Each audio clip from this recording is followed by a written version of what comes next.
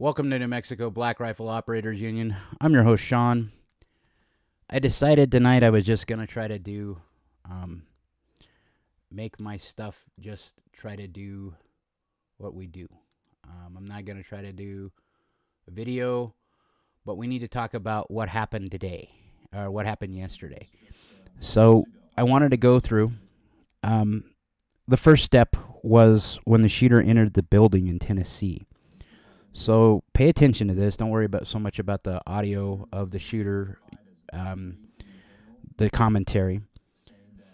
But you'll see that this person shoots through the door.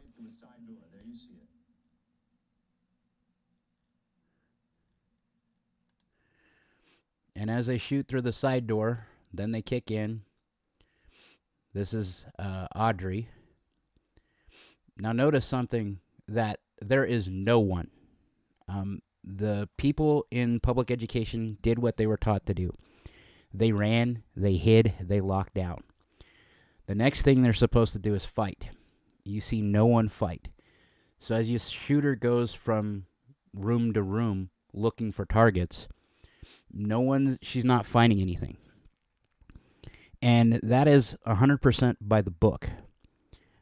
What happens in these types of scenarios and the training that K-12 personnel go through is that they lock down and they immediately get to what's considered a safe space in their classroom or their office that will protect them against bullets. And that's what they're trying to do here. And that's what these people did. Now, let's take a look at the guys as they rescued him. So, unlike people in Uvalde, unlike the cops in Uvalde, these people from Nashville Metro showed up. This guy has to be an absolute Chad unit. He grabs his AR. If you notice, his AR is kind of kitted out. He's got a Vortex LPVO. He's got a Raptor Tactical, I believe, charging handle. So the guy has some decent kit. Now, if you watch what they do, they execute this search for this criminal exactly like every bit of training I've ever went through. They go block by block, house by house, building by building, room by room. And you see them go through this. Now, the first part of this that I have a problem with is that they have an administrator show up with a set of keys to get in. Now, the cops, all of them, should have had a set of keys. He has them. I think they got them from a lockbox or they got them from another administrator. Now, watch. He proceeds through, him and his partners. They're going through one by one. They're trying doors. They're going through. If the door is locked, they're skipping it because that usually means that they're safe. There's no one bad in there because the bad guy couldn't get in there. Now, if a bad guy was in one of these rooms and was shooting, they would have breached the door. Probably would have shot through the door to get to this person. So you see these 2 and 3, and I think there's up to 5 guys going through the motions of what you do for a house or a room clearing. And this is one of the most dangerous drills that I've been taught from SWAT guys, is that when you do this, you don't know what's around the corner. And there's a procedure on how you go in. Notice what they're doing. One dude breaches, he's in. Boom. Okay, then there's a guy that follows the wall and goes straight towards where the next place to search is. And there's a guy behind them. Now, why do they do this? They're doing this, it's basically a bounding type action that happens if you're in open ground. These guys are bounding through these classrooms to try to find the bad guy. Now, they eventually do, and they engage the shooter. And then, let's get to that. They're going upstairs. This is where, what's scary to me is this looks a lot like Aztec High School, where my shooting happened. There's a lot of similarities in architecture, and you see these gentlemen, and I'm calling them gentlemen, I'm calling them brave gentlemen, because they ran towards the shooter. They didn't hide. They didn't wait. They didn't, see, he's touching the shoulder saying, go, proceed. When you're doing this type of training, there is very little vocalization because you can't hear what's going on. Him touching his partner's shoulder is letting him know I'm passing or we need to go forward and start the next step of the drill. Now, they hear the shooting and they continue to go towards it. Now, notice there's like 5 dudes. Some of these guys are in civilian gear, so I'm sure they weren't on the clock. So he touches his shoulder again, and that's to proceed. He's saying, I'm on this side. Don't worry, I'm on this side. Don't, it's not a bad guy. I'm on the good side. Now they're going in. Boom. Here we go. We hear the shots. We're going into where this is. Now they've set up a line, what's called a shooting line. They're getting ready to go in and breach. He's touching the shoulder to let him know, I'm behind you on this side. Go.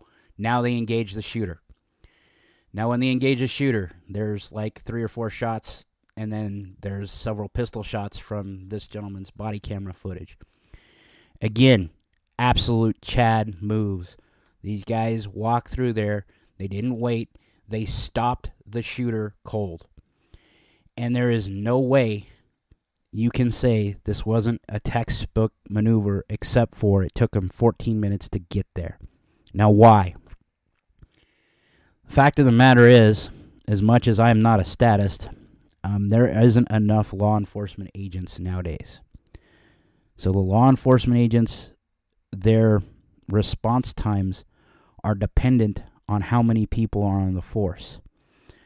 So these guys were in Nashville Metro, but they still responded. So I'm guessing, if you look at the geography of Nashville, these guys were downtown cops, but they went to a suburb because they were the first ones in line to go.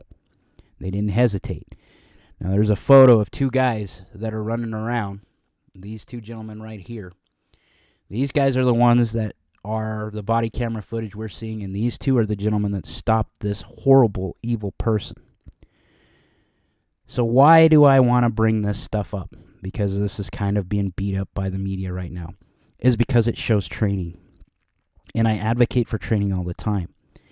Now, I've done the K-12 training where we're supposed to stay in our designated area, where you have hardened walls and you stay basically out of sight while the detectives and the law enforcement agencies come in and start doing their room clearing drills to get to the bad dudes. So I see the K-12 guys doing exactly what they were taught. They did it right, and they still lost people. So why are we still doing the same training if we end up with losing casualties or losing people? Where is the fight part of the run, hide, fight?